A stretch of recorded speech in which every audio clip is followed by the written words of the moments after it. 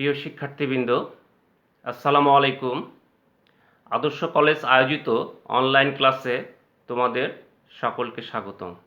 কেমন আছো তোমরা? নিশ্চয়ই ভালো আছো।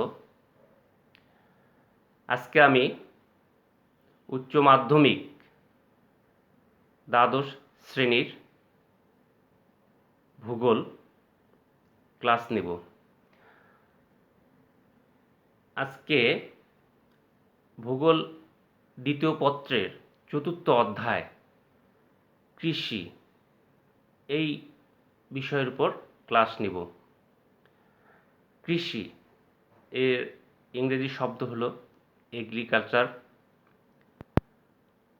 আমরা জানি যে মানুষের প্রাচীনতম পেশা অর্থাৎ আদিম পেশা হচ্ছে কৃষি। যেদিন থেকে মানুষ ভূমি চাষ করে ফসল উৎপাদন করা শিখে সেদিন থেকে কৃষির উদ্ভব হয়। কৃষিকার্য শেখার পর মানুষ স্থায়ীভাবে বসতি স্থাপন করা শেখে এবং এই কৃষির পরপরই মানুষ আস্তে আস্তে তাদের স্থায়ী বসতি নির্মাণ করে এবং ক্রমান্বয়ে সভ্যতার শুরু হয়, সভ্যতার বিকাশ হয়। কৃষি শুধু জীবন ধারণের জন্যই তার প্রয়োজনীয়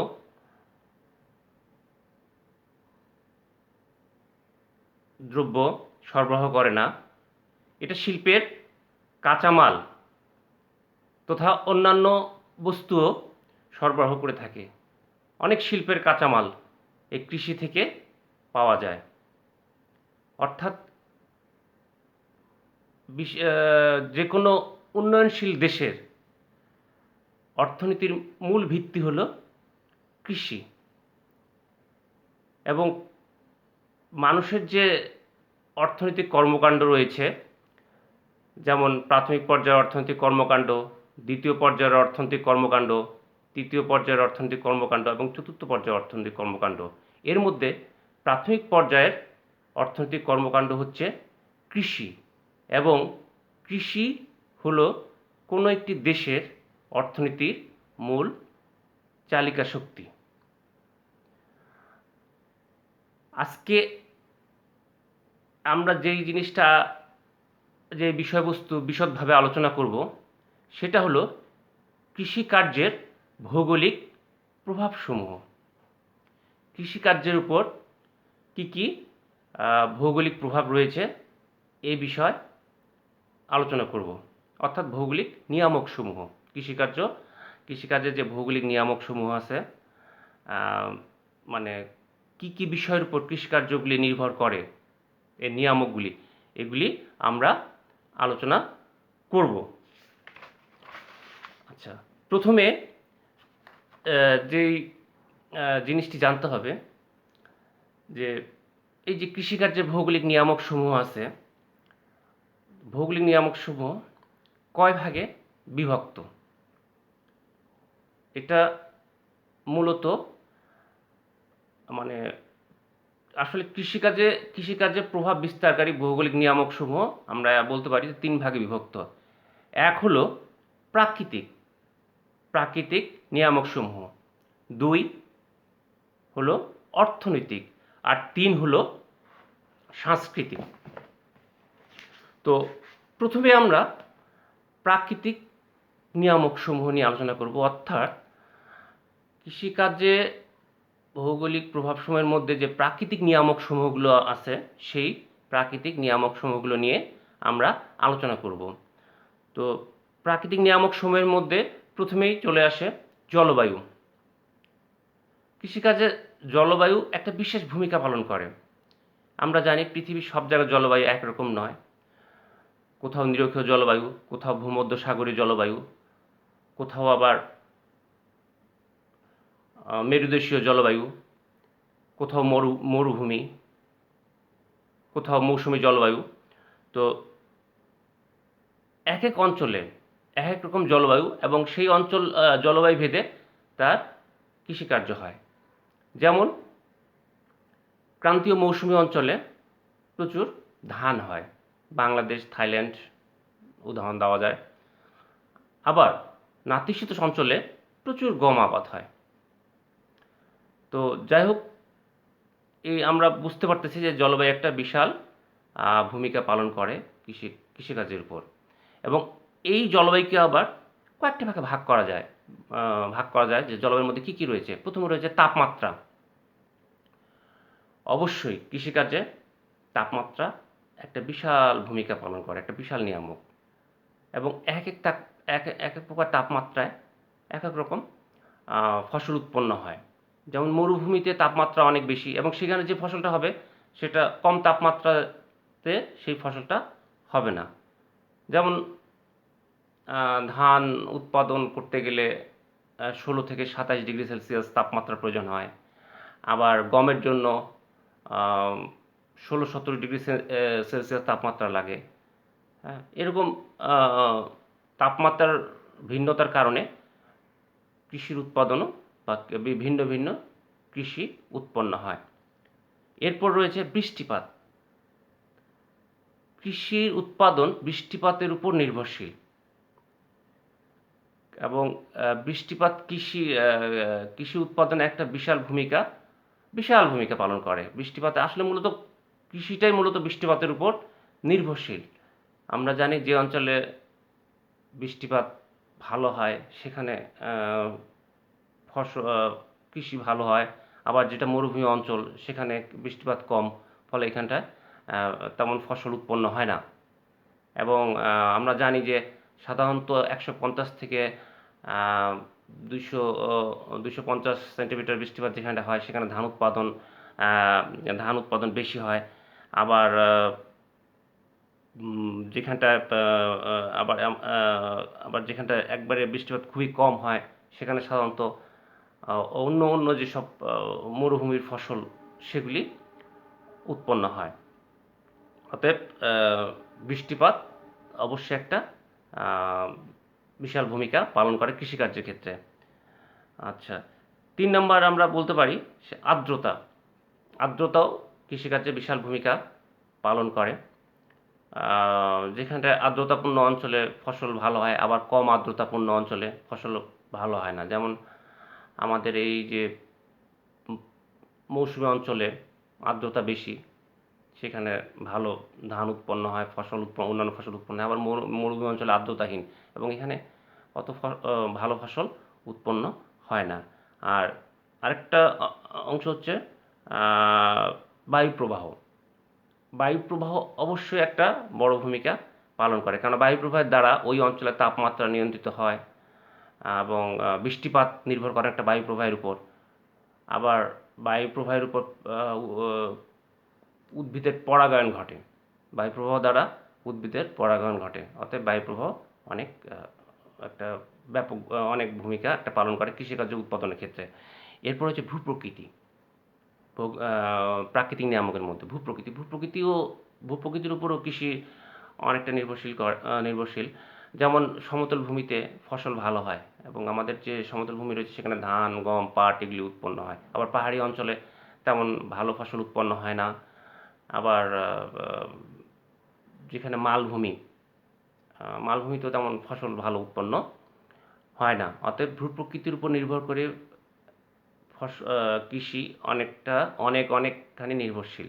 এবং আমি বারবার বলতেছি যে যেখানে সমতল উর্বর ভূপ্রকৃতি সেখানে ফসল ব্যাপক উৎপন্ন হয়। যেমন আমাদের দক্ষিণ পূর্ব এশিয়া, দক্ষিণ এশিয়া এইসব অঞ্চলে ব্যাপক ফসল উৎপন্ন হয়। আবার যেসব পাহাড়ি অঞ্চল সেখানে তেমন ফসল উৎপন্ন হয় না। এরপর হচ্ছে মৃত্তিকা। মৃত্তিকা অনেক কৃষিকার্যের জন্য বিশাল একটা নিয়ামক, কারণ আমরা জানি উর্বর মৃত্তিকায় অবশ্যই ভালো ফসল উৎপন্ন হয় এবং যেসব মৃত্তিকা অনুর্বর সেখানে ভালো ফসল উৎপন্ন হয় না। এরপর রয়েছে নদ নদী। কৃষিকার্যের ক্ষেত্রে নদ নদীর ভূমিকা বিশাল। আমরা জানি নদীর তীরবর্তী অঞ্চল সাধারণত প্রতি বছর বন্যার ফলে পলি জন্মে এবং পলি জন্মে বিশাল অঞ্চল পলিতে ভরে যায় এবং এসব অঞ্চলে প্রচুর ফসল উৎপন্ন হয় এবং বেশিরভাগ উর্বর ভূমি এই নদীর তীরবর্তী অঞ্চলগুলি বেশি ফসল উৎপন্ন হয়। অতএব যেমন আমাদের বাংলাদেশ, হ্যাঁ, নদী নদীমাতৃক দেশ, জালের মতো ছড়িয়ে আছে, ফলে আমাদের এইখানটায় প্রচুর ফসল উৎপন্ন হয় এবং খুব অল্প পরিশ্রমে অনেক বেশি ফসল উৎপন্ন হয়। অতএব নদী ভূমিকা, এবং নদী অনেকটা সেচের যোগান দেয়, কৃষিকার্যে সেচের যোগান দেয়। অতএব সেই ক্ষেত্রেও একটা বিশাল ভূমিকা পালন করে। এই গেল প্রাকৃতিক নিয়ামকসমূহ, কৃষিতে প্রভাব বিস্তারকারী প্রাকৃতিক নিয়ামকসমূহ। তো তোমরা বুঝতে পারছো যে প্রাকৃতিক নিয়ামকসমূহগুলি কী কী। এরপর আছে অর্থনৈতিক নিয়ামকসমূহ। অর্থনৈতিক নিয়ামকসমূহের মধ্যে কী কী পড়ে? এক, পড়ে মূলধন। কৃষিতে অবশ্যই মূলধন প্রয়োজন, কারণ কৃষিতে তোমার মূলধন লাগাতে হয়। মূলধন কৃষি জমি চাষ করতে গেলে, ফসল উৎপন্ন করতে গেলে, সার, বীজ এসবের জন্য অবশ্যই মূলধন প্রয়োজন, এবং বাজারজাতকরণ পর্যন্ত এটাতে কৃষিতে মূলধন লাগে। অতএব মূলধন একটা বিশেষ ভূমিকা পালন করে কৃষি উৎপাদনের ক্ষেত্রে। এরপর হচ্ছে শ্রমিক। অবশ্যই শ্রমিক দরকার। শ্রমিক তোমার বর্তমান আধুনিক বিশ্বে যেসব আধুনিক প্রযুক্তি প্রয়োগ করার ফলে শ্রমিক হয়তো একটু কম লাগে, কিন্তু আমাদের মতো উন্নয়নশীল দেশ, বাংলাদেশের মতো উন্নয়নশীল দেশ, এদের শ্রমিক প্রচুর লাগে। এরা ধান বপন থেকে শুরু করে জমি চাষ, ধান কাটা, তারপর ধান মাড়াই, এদের প্রতিটা ক্ষেত্রেই শ্রমিকের প্রয়োজন হয়। এবং এখন পর্যন্ত যেহেতু আমরা আধুনিক প্রযুক্তিতে যেতে পারিনি, সেহেতু আমাদের শ্রমিকের সবসময় যথেষ্ট শ্রমিকের প্রয়োজন হয়। এরপর হচ্ছে বাজার। অবশ্যই কৃষি উৎপাদন করে আমার বাজারটা একটা বিশাল ভূমিকা পালন করে, কারণ আমি যে ফসলটা উৎপন্ন করব সেটা আমি নিজের প্রয়োজনটা মিটিয়ে অতিরিক্ত যেটা সেটা আমাকে বাজারজাতকরণ করতে হবে, এবং বাজারজাতকরণ না করতে পারলে আমার সেটা পরবর্তী যে আমি উৎপাদন করব সেই মূলধনটা আমি পাবো না। অতএব আমি যে জায়গায় যেটার চাহিদা সেই অনুপাতে আমাকে ফসল উৎপাদন করতে হবে। অতএব বাজারটা একটা বিশাল ভূমিকা পালন করে, এবং সেই সাথে পরিবহন। আমি কৃষিটা করলাম, কৃষি ফসল উৎপন্ন করলাম, সেটাকে পরিবহন করতে হবে, পরিবহন করে সেটাকে বাজারে নিয়ে যেতে হবে, সেটা মানুষের মধ্যে পৌঁছে দিতে হবে, বাজারে বা হাটে নিয়ে যেতে হবে। তার জন্য পরিবহন প্রয়োজন, এবং ভালো যোগাযোগ ব্যবস্থা প্রয়োজন, এবং যত উন্নত যোগাযোগ ব্যবস্থা হবে আমি কৃষির তত বেশি দাম ভালো পাবো, আমার খরচটা কমে যাবে। এই জন্য এই অর্থনৈতিক নিয়ামকের এই চারটা নিয়ামক খুব ভালো ভূমিকা পালন করে। আমি প্রথমে বলছি, একটা হচ্ছে মূলধন, শ্রমিক, বাজার এবং পরিবহন। এরপর আছে সাংস্কৃতিক নিয়ামকসমূহ। সাংস্কৃতিক নিয়ামকসমূহের মধ্যে রয়েছে জনসংখ্যা। অবশ্যই কৃষির জন্য একটা জনসংখ্যা বড় ভূমিকা পালন করে। আমি জনসংখ্যার চাহিদা অনুপাতে আমি ওখানটায় কৃষি ফসল উৎপন্ন করব। আমি যদি আমরা প্রথমত খাদ্যশস্যের প্রতি বেশি প্রায়োরিটি দেই, প্রাধান্য দেই। আমরা যখন দেখব যে জনসংখ্যা যেখানে বেশি, আমাদের জনসংখ্যা বহুল দেশে আমাদের ধান চাষ বেশি হয়, কারণ আমাদের এখানে খাদ্যের প্রয়োজন অনেক বেশি। আবার অনেক দেশে আছে গম চাষ করে, আবার অনেক দেশে তুলা চাষ করে, যেখানে অনেক বিশাল দেশগুলি, যেগুলো বড় বড় দেশগুলি তুলা চাষ করে। তবে আমাদের বেশি জনসংখ্যাকে বিবেচনা করে আমাদের আমরা সাধারণত ধান চাষটাই বেশি করে থাকি। আচ্ছা, এরপর রয়েছে বিজ্ঞান ও প্রযুক্তি। কৃষিতে অবশ্যই কৃষিকে অবশ্যই আধুনিকায়ন করতে হবে। এটা একটা বিশাল নিয়ামক কৃষি উৎপাদনে। এবং আমরা জানি যে আমাদের যে তুলনায় জাপান বা অন্যান্য উন্নত দেশে কৃষি উৎপাদন অনেক বেশি হেক্টর প্রতি, কারণ তারা অনেক বেশি আধুনিক প্রযুক্তি ব্যবহার করে। তারা বীজ, সার, তারপর জমি কর্ষণ, ধান মাড়াই থেকে শুরু করে প্রত্যেকটাতে আধুনিকায়ন করছে কৃষিকে, ফলে সেখানে ফসল উৎপাদন অনেক বেশি হয়। এবং অবশ্যই আমাদের দেশের বিশেষ করে বাংলাদেশের প্রেক্ষাপটে অবশ্যই কৃষিকে আধুনিকায়ন করা উচিত, কারণ আমাদের এখানে জমি দিনে দিনে কমে আসতেছে এবং জনসংখ্যা বাড়তেছে, ফলে আধুনিকায়ন না করলে আমাদের খাদ্যের চাহিদা পূরণ করা অনেকটা অসম্ভব হয়ে পড়বে। আচ্ছা, 3 নম্বর হচ্ছে দৃষ্টিভঙ্গি। এটা দৃষ্টিভঙ্গি বলতে এখানে সাধারণত জনগণের দৃষ্টিভঙ্গি এবং সরকারেরও দৃষ্টিভঙ্গি মানে এখানে বোঝাতে চেয়েছে। যে কৃষির ক্ষেত্রে আমাদের দৃষ্টিভঙ্গি পরিবর্তন করতে হবে।